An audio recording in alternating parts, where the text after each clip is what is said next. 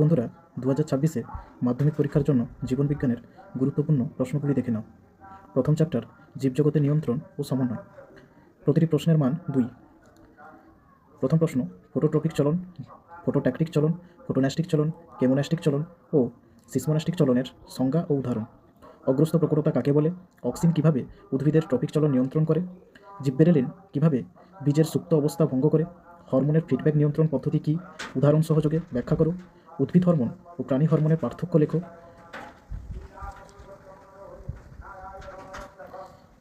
Insulin ও glucagon হরমোনের ক্রিয়া সম্পূর্ণ বিপরীতধর্মী, ব্যাখ্যা করো। হৃৎপিণ্ড ও লোহিত রক্তকণিকার উপর থাইরক্সিন হরমোনের একটি করে প্রভাব লেখো। ডায়াবেটিস মেলিটাস ও ডায়াবেটিস ইনসিপিডাসের মধ্যে পার্থক্য নিরূপণ করো। অ্যাক্সন ও ডেন্ড্রনের পার্থক্য লেখো। বাড়িতে দরজায় কেউ বেল বাজালে তা কান দিয়ে শুনি এবং তারপর দরজা খুলে দিই। এর স্নায়বিক পথ শব্দ ছকের সাহায্যে দেখা। স্নায়ুকোষ, স্নায়ু ও স্নায়ুতন্ত্রের আন্তঃসম্পর্ক স্থাপন করো। গ্যাংলিয়ন কি, এ দুটি কাজ উল্লেখ করো। হাঁচি কাশি প্রতিবর্তক ক্রিয়া দুটি কীভাবে বিপদ এড়াতে সাহায্য করে? সহজাত প্রতিবর্তক ক্রিয়া ও অর্জিত প্রতিবর্তক ক্রিয়ার পার্থক্য লেখো। একনেত্র দৃষ্টি ও দ্বিনেত্র দৃষ্টির পার্থক্য লেখো। দূরের বস্তু ও কাছের বস্তু দেখার সময় কীভাবে চোখ উপযোজিত হয়? মায়োপিয়া ও হাইপারমেট্রোপিয়ার কারণ ও ত্রুটি সংশোধনের উপায়। বল ও সকেট অস্থিসন্ধি, কবজা বা হিঞ্জ সন্ধির উদাহরণ দাও। মাছের গমনে মায়োটম পেশির ভূমিকা লেখো। এরপর প্রতিটি প্রশ্নের মান 3। ট্রপিক ও ন্যাস্টিক চলনের তুলনা করো। জিব্বেরেলিন হরমোনের কাজ লেখো। উদ্ভিদদেহে সাইটোকাইনিন হরমোনের কাজ লেখো। উদ্যানবিদ্যায় কৃত্রিম হরমোনের ভূমিকা লেখো। মানবদেহে বিপরীতধর্মী কাজ করে এমন হরমোনের কাজের তুলনা করো, যেমন FSH ও LH, ইস্ট্রোজেন ও প্রোজেস্টেরন। থাইরক্সিন হরমোনের কাজ উল্লেখ করো। অগ্র পিটুইটারি গ্রন্থি নিঃসৃত হরমোন সমূহের ভূমিকা লেখো। প্রাণী হরমোনের 3টি বৈশিষ্ট্য লেখো। গুরু মস্তিষ্ক বা সেরিব্রাম, হাইপোথ্যালামাস, পন্স ও সুষুম্না শীর্ষকের অবস্থান ও কাজ লেখো। গমনের চালিকা শক্তিগুলি লেখো। মাছের সন্তরণে পাখনার ভূমিকা লেখো। মানুষের গমনে দেহের ভারসাম্য রক্ষাকারী অঙ্গগুলির ভূমিকা লেখো। Flexion, extension, addiction, abduction, rotation এর সংজ্ঞা ও উদাহরণ দাও। এর পরের চ্যাপ্টার হলো জীবনের প্রবহমানতা।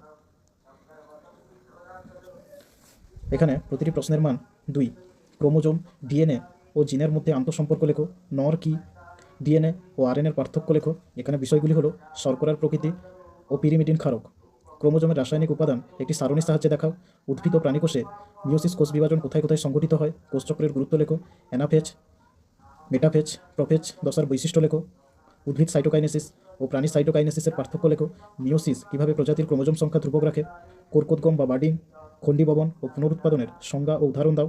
পাথরকুচি পত্রাশ্রয়ী মুকুলের মাধ্যমে কীভাবে জনন সম্পন্ন করে। স্টক ও সিয়ন কি, জননের গুরুত্ব লেখো। মাইক্রো প্রোপাগেশন পদ্ধতিটি ব্যাখ্যা করো। ইতর পরাগযোগ স্বপরাগযোগ অপেক্ষা উন্নত কেন তা ব্যাখ্যা করো। স্বপরাগযোগ ও ইতর পরাগযোগের সুবিধা ও অসুবিধাগুলি লেখো। কোষীয় বিভেদন দশা কী, বৃদ্ধি ও বিকাশের পার্থক্য লেখো। মানব বিকাশের বয়ঃসন্ধি দশায় কী কী পরিবর্তন দেখা যায় তা লেখো। সাইন্যাপসিস কাকে বলে, কায়াজমা কি, প্রোফেজ ও টেলোফেজ পরস্পর বিপরীতধর্মী বক্তব্যটির যথার্থতা প্রমাণ করো। এরপর প্রতিটি প্রশ্নের মান 3। ইউক্রোমাটিন ও হেটারোক্রোমাটিনের পার্থক্য লেখো। কোষ বিভাজনে অংশগ্রহণকারী কোষীয় অঙ্গাণুর ভূমিকা লেখো। কোষ বিভাজনের তাৎপর্য লেখো। মাইটোসিস ও মিওসিসের পার্থক্য লেখো। এখানে বিষয়গুলি হলো সম্পাদনের স্থান, ক্রোমোজোম বিভাজনের প্রকৃতি ও উৎপন্ন কোষ। মিওসিস কোষ বিভাজন সম্পর্কিত ঘটনাগুলি ব্যাখ্যা করো। ক্রোমোজোম ও ক্রোমাটিডের পৃথকীকরণ, ক্রসিং ওভার। ইন্টারফেজের বিভিন্ন উপদশায় উৎপন্ন উপাদানগুলির একটি তালিকা করো। মিওসিস কোষ বিভাজনের তাৎপর্য লেখো। অযৌন জনন ও যৌন জননের মধ্যে পার্থক্য নিরূপণ করো। বিষয় হলো জনিত্রী জীবের সংখ্যা, কোষ বিভাজন, ভেদ বা প্রকরণ। উদ্ভিদের কৃত্রিম অঙ্গজচরণ পদ্ধতিগুলি বর্ণনা করো। ফার্নের যৌনক্রম শব্দচিত্রের মাধ্যমে দেখাও। সপুষ্পক উদ্ভিদের যৌনজনন পদ্ধতি শব্দচিত্রের মাধ্যমে দেখাও। স্বপরাগযোগ ও ইতর পরাগযোগের মধ্যে পার্থক্য নিরূপণ করো। বৃদ্ধির 3টি দশা লেখো। মানব বিকাশের বিভিন্ন দশাগুলি উল্লেখ করো। এর পরের চ্যাপ্টার হলো বংশগতি এবং কয়েকটি সাধারণ জিনগত রোগ। প্রতিটি প্রশ্নের মান 2। প্রকরণ কাকে বলে, উদাহরণ দাও। সংজ্ঞা দাও। অ্যালিল, লোকাস, বংশগতির একক বা ফ্যাক্টর। সংকর জনন, হোমোজাইগাস ও হেটেরোজাইগাস জীব, ফিনোটাইপ, জিনোটাইপ। সংকরায়ন, সংকর জীব, প্রকট ও প্রচ্ছন্ন বৈশিষ্ট্য। মেন্ডেল কেন মটর গাছ নির্বাচন করেন? স্বাধীন বিন্যাস ও পৃথকীভবন সূত্র। অসম্পূর্ণ প্রকটতার ক্ষেত্রে ফিনোটাইপিক ও জিনোটাইপিক অনুপাত অভিন্ন হয়। বক্তব্যটির যথার্থতা ব্যাখ্যা করো। ভিন্ন ভিন্ন জিনোটাইপ একই ফিনোটাইপের জন্য দায়ী। বক্তব্যটির যথার্থতা প্রমাণ করো। উপযুক্ত উদাহরণসহ ফিনোটাইপ ও জিনোটাইপের মধ্যে সম্পর্ক প্রতিষ্ঠা করো। সন্তানের লিঙ্গ নির্ধারণে পিতার ভূমিকা চেকার বোর্ডের সাহায্যে দেখাও। থ্যালাসেমিয়ার রোগ লক্ষণগুলি লেখো। হিমোফিলিয়া রোগের কারণ ও রোগ লক্ষণ। থ্যালাসেমিয়া রোগে মানবদেহে কোন 3টি অঙ্গ ক্ষতিগ্রস্ত হয়? হিমোফিলিয়া রোগটি পুরুষদের বেশি দেখা যায় কেন? বংশগত রোগ প্রতিরোধে জেনেটিক কাউন্সেলিংয়ের ভূমিকা লেখো। হিমোফিলিয়া বাহক মাতা ও স্বাভাবিক পিতার কন্যা সন্তানদের হিমোফিলিয়া আক্রান্ত হওয়ার সম্ভাবনা কত?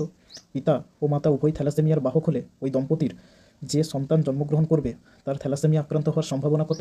বাবা বর্ণান্ধ ও মাতা স্বাভাবিক হলে তাদের ছেলে মেয়েদের কত শতাংশ বর্ণান্ধ হতে পারে তার সম্ভাবনা চেকার বোর্ডের সাহায্যে দেখাও।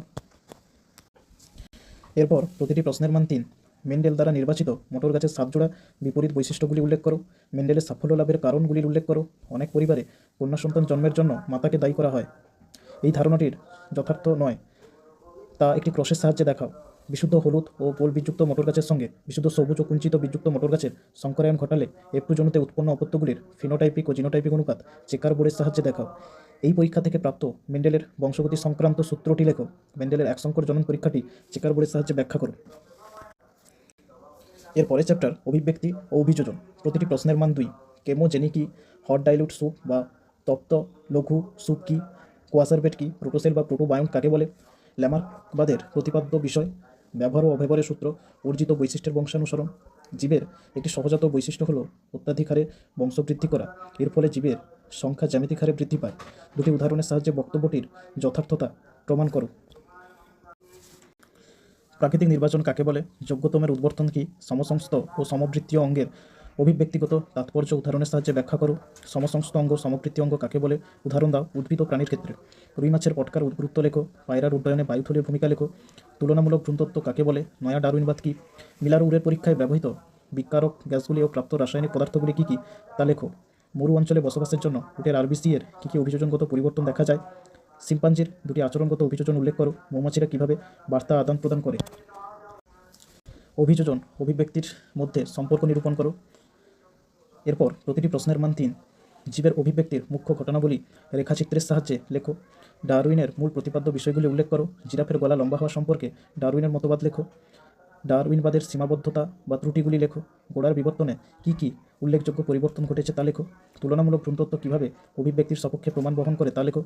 মেরুদণ্ডী প্রাণীদের হৃৎপিণ্ডের গঠন কীভাবে অভিব্যক্তির সপক্ষে প্রমাণ বহন করে তা ব্যাখ্যা করো। ক্যাকটাসের অঙ্গ সংস্থানগত অভিযোজনগুলি লেখো। জলক্ষয় সহনের জন্য উটের অভিযোজনগত বৈশিষ্ট্যগুলি লেখো।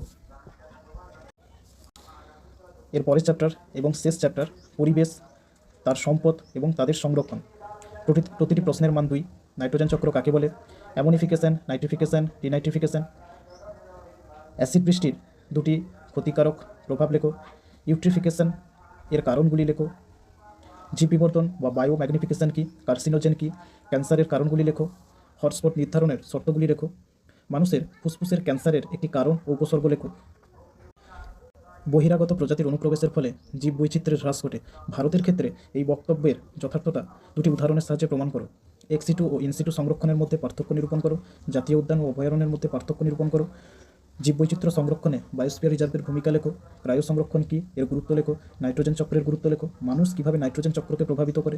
পিবিআরে জীববৈচিত্র্য সংক্রান্ত যে প্রধান বিষয়গুলি লিপিবদ্ধ করা হয় তা লেখো। জীববৈচিত্র্য সংরক্ষণে যে এফএমের গুরুত্ব লেখো। ব্রঙ্কাইটিস রোগের কারণগুলি লেখো। রেড পান্ডা সংরক্ষণে ভারতে কী ব্যবস্থা নেওয়া হয়েছে। সিংহ সংরক্ষণে ভারতে কী ব্যবস্থা নেওয়া হয়েছে। এরপর প্রতিটি প্রশ্নের মান 3। নাইট্রোজেন চক্রের ধাপসমূহ শব্দচিত্রের সাহায্যে ব্যাখ্যা করো। জীবজ নাইট্রোজেন আবদ্ধকরণ কীভাবে ঘটে। বায়ু দূষণ, জল দূষণ এর কারণ ও ফলাফল। শব্দ দূষণের ক্ষতিকারক প্রভাবগুলি লেখো। ক্রমবর্ধমান জনসংখ্যা বৃদ্ধির সমস্যাগুলি লেখো।